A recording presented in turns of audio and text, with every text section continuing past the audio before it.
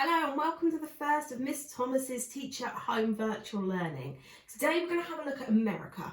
Now this is one of the most complicated courses that we have to learn at Swanmore as part of our OCRB specification. So what I'm going to do today is talk you through the course in the most simplistic terms. So this isn't going to get you a grade 9, but it should get you a grade 4.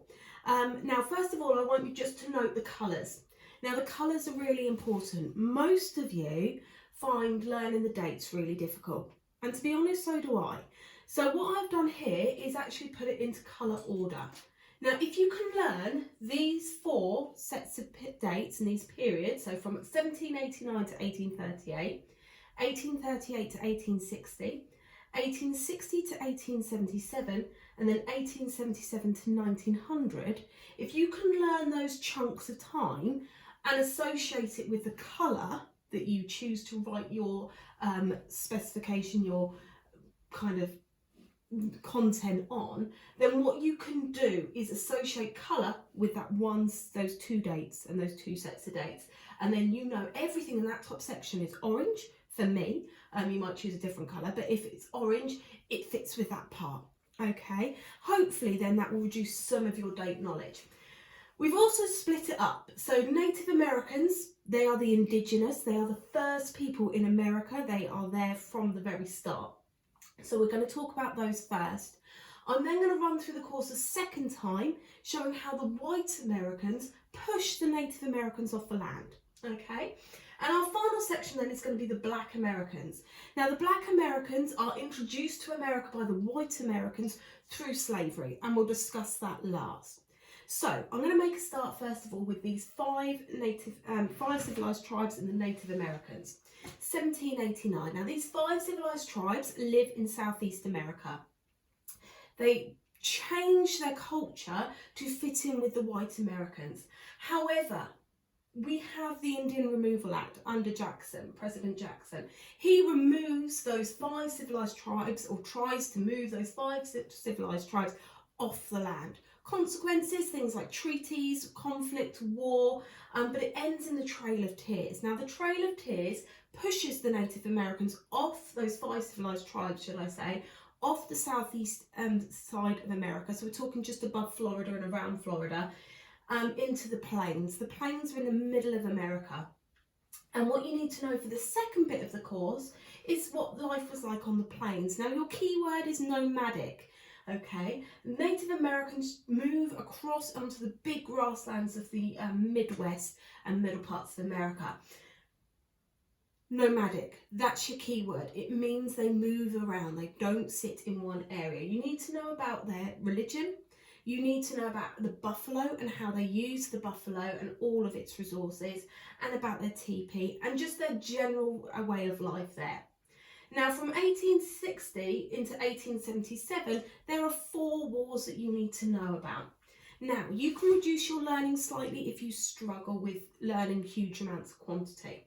So Sand Creek, Red Cloud and Little Crow, all 3 of those, you can learn 2 out of the 3 if you really needed to.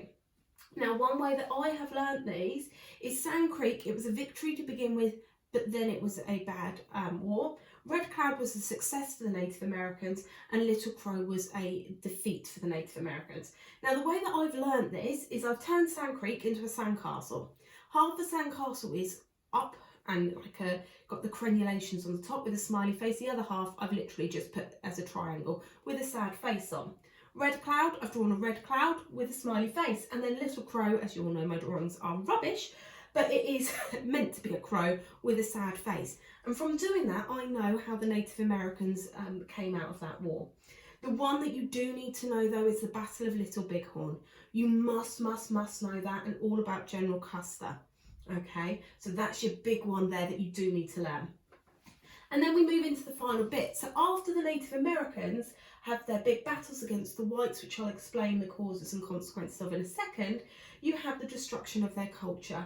So I tried to break it down a little bit here. So the reservations being moved onto sections of land that they can lose their nomadic nature of culture there. You've got the buffalo. The white Americans overhunt the buffalo. 3 million buffalo are killed. the Native Americans rely on this for their housing, their food, everything. Friends of the Indians, and then the ghost dance. So those are the things that you must know for the course. Okay, so moving on. I'm going to be moving back and forth now and starting to link it all. In fact, I will get a pen, excuse me, and I will start linking it together. So Thomas Jefferson, okay, he's the President of America, one of the very first. Now he brings in land on the Northwest Territory, the Southwest Territory, okay.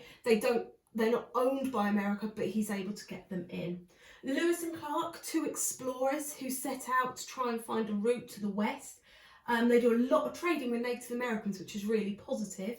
But in their adventure, they're able to then create pathways across for America to then later expand.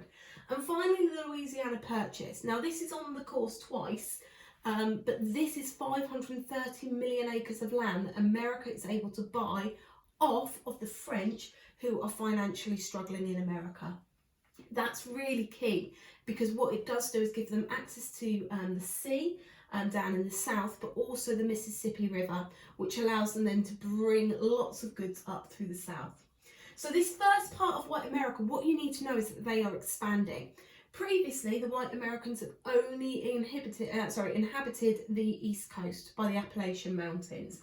But because of these three features and these three factors, they are expanding and moving just slightly out to try and avoid that overcrowding.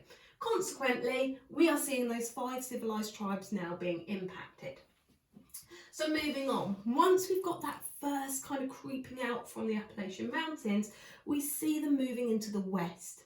Now, I learned this as the 4 M's, okay? Manifest destiny, the idea that it's God's right that white Americans should have this land. The migrants moving across the Oregon Trail, okay, which push people out into the west, into places like California, which leads us to the miners. I'm going to skip forward. The gold miners. I've named it the miners to fit in with my 4 M's. But the gold rush to California and the 49ers. And then your Mormons who are escaping religious persecution. So I've named it there the 4 M's. Okay, this is really important because there are 2 stages of migration. So manifest destiny, God's right. Migrants moving to overcrowding, trying to get new land, new opportunities. The Mormons, religious escape, and then the gold miners thinking they can make their millions over in California. However, there's a second phase of migration, and that is really important. Okay, the exam board will often trip you up with questions on this. So this is why it's really important to remember those dates and where these people fit. Now, this all leads to this. Okay, these people are living on the plains. The Native Americans are living on the plains, and that's why we get Indian wars. Okay, the Indian wars are caused by that second phase of migration. Okay, so these are your 3 reasons why. Firstly, your homesteaders. Homesteaders are farmers. Now, the president, Lincoln, at the time, he agrees to say that if you can farm land for 5 years successfully, then you can keep that land. Huge amounts of people think this is their time to make fortune. So they move out onto the plains to try and farm this really inhospitable land. No water, very few trees, resources are really quite tight. So lots and lots of problems for the homesteaders. Many actually don't stay the 5 years to get the land. To help the homesteaders out, you get the railroad. Now, the railroad is our idea of trains, okay? Railroad makes a link from the east to the west coast. This is significant. America is huge, and it allows people to easily move instead of them having to go on the Oregon Trail that we looked at earlier on. 6 months on the Oregon Trail, only a couple of days on the railroad. You can still do that today. That also helps the homesteaders go into their plain life. And then the ranchers. They're in Texas mainly, down in the south, and they are your cowboys. Now, ranchers, it sounds brilliant, okay? Boys farming big longhorn cows, moving up through the north to get to the railroad to sell their cattle. Their cattle have multiplied during the Civil War when they've been left unattended. However, the journey is quite treacherous to that railroad station and the cattle towns and the cow towns, Dodge City being one of them. So a lot of ranchers only make that journey once. But because you've got this group of people moving onto the plains, you are impacting these Native Americans, leading to these Indian wars because people are moving onto their land and conflicting with their nomadic culture. Okay, another issue that's going on is gold. Gold is being found more and more on Indian culture land, and they believe the land is sacred, so you don't dig up the land, and white Americans are digging it up everywhere to find their gold. The final part, okay, links in with this, which I'll discuss in a minute. But this is the growth of the city. So New York, Chicago being two prime examples that you should learn. Big cities. Big business. Slavery, which is why I've just said I'll come back to it later, is no longer a viable trade. So you get big businesses. Tobacco. Sugar is still one of them, okay. Cotton industry. Those are still there, but tobacco is one of your bigger ones. And your bonanza farms, your cow farms. And then you've got immigration through New York, through the Statue of Liberty, well not through the Statue of Liberty, but through Ellis Island, huge numbers of migrants, particularly from Italy, from China, and they have huge hostility and racism facing them when they come into New York. Okay, hope you're still following. Final bit, Black Americans. As I said at the beginning of this video, it is all to do with white Americans bringing slaves into America. So, Louisiana Purchase, I've mentioned it here. That is huge amount of land that is plantation land, okay? So huge amounts of slaves can then work in the South region of America. The cotton gin, okay, Eli Whitney, 1793, creates this machine that cleans the cotton. Now that, in theory, should reduce the amount of slaves that are needed to clean cotton. However, it creates what is known as a pushing system. This means that more cotton needs to go into the machine, and therefore more slaves are needed to pick cotton to feed the cotton gin. So that actually leads to the growth of slavery in America. The Cotton Kingdom is the plantation areas of America, and that is increased by the Louisiana Purchase. And then finally, the Missouri Compromise. The North is industrial in America, the South is agricultural. I always remember it as Slavery South, SS. The North feels quite upset about the power base that is building because of all the slaves in the South. They write to Congress and get quite upset, and the Congress comes out with this law called the Missouri Compromise. And I think of it like Noah's Ark. States have to join 2 by 2.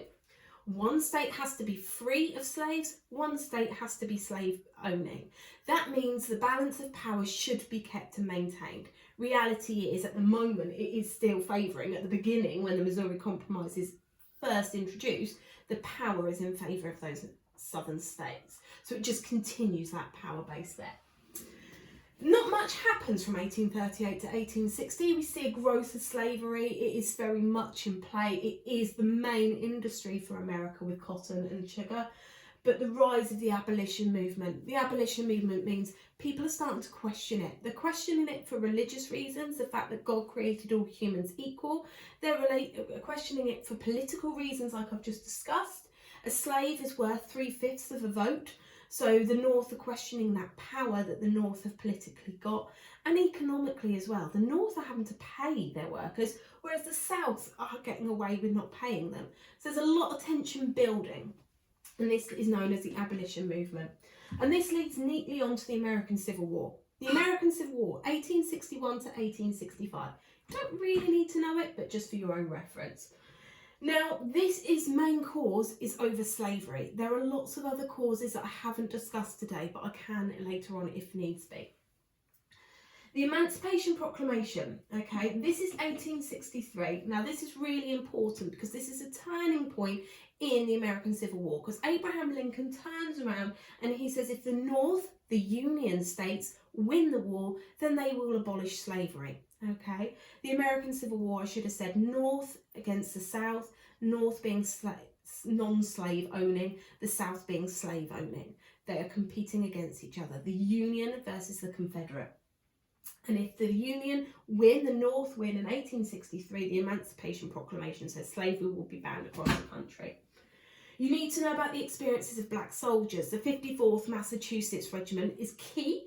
They are the first black regiment, but quality of care, their uniforms, their rifles, shoes, pay, None of that is equal, and they're not allowed to be officers, so they're led by white men.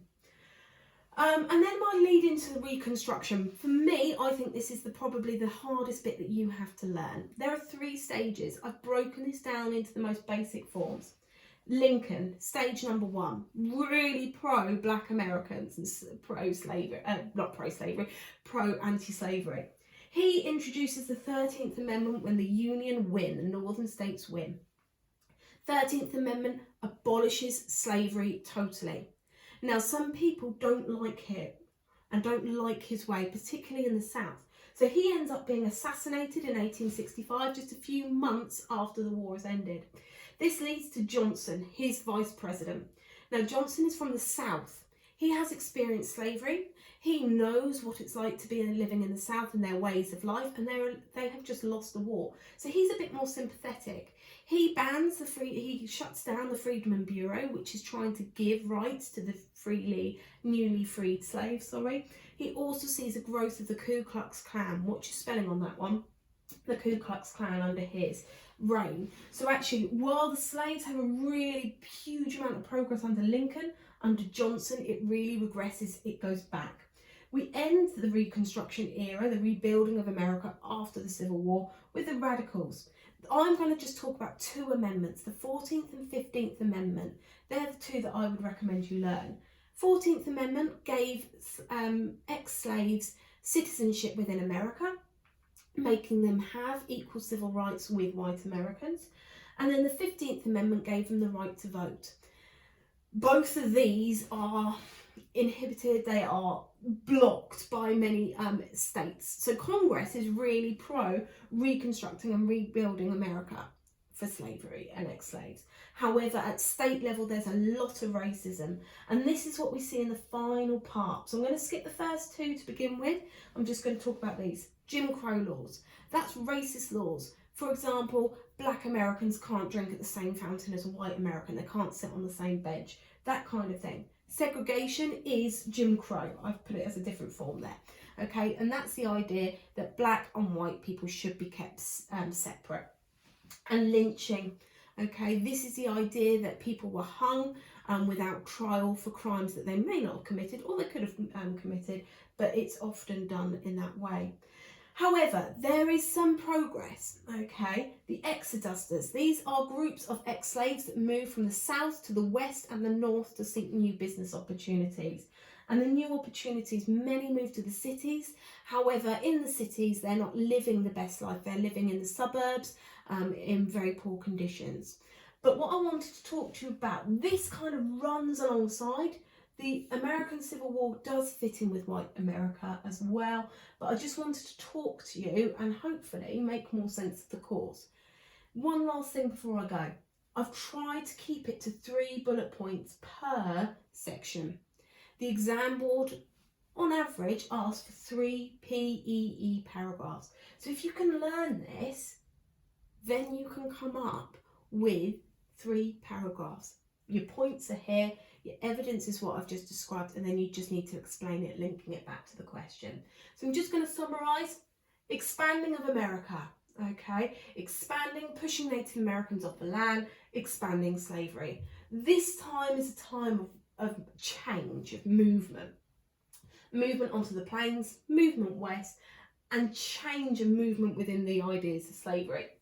This one is a time of conflict. The Indian Wars going on at the same time as the American Civil War, and that being your catalyst in the middle for the Indian Wars. And then this final one is just trying to rebuild these 3 groups of people's lives after quite a turbulent, conflicting time from 1860 to 77.